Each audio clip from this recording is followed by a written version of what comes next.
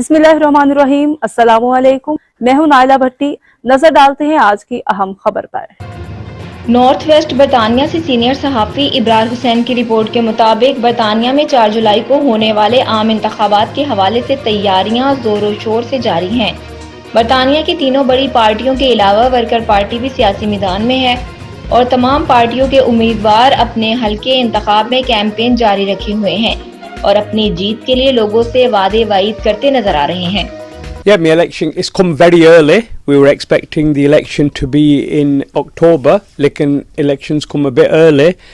However, we've got to play on the field. Whatever the field we've got, we will play on it. Hard pitch away, yeah, soft pitch away. We have to play. 4 weeks time is not enough time to reach out to the people. Lekin mera message ja raha logon ko ki please support us. We are the workers' party for the working class man.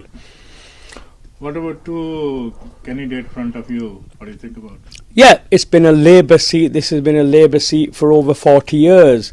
But Labour Party is not now Labour Party. You can see with the monies, you can see with the cuts, you can see with the NHS, you can see with everything. This Labour Party is a double role of the Conservative Party.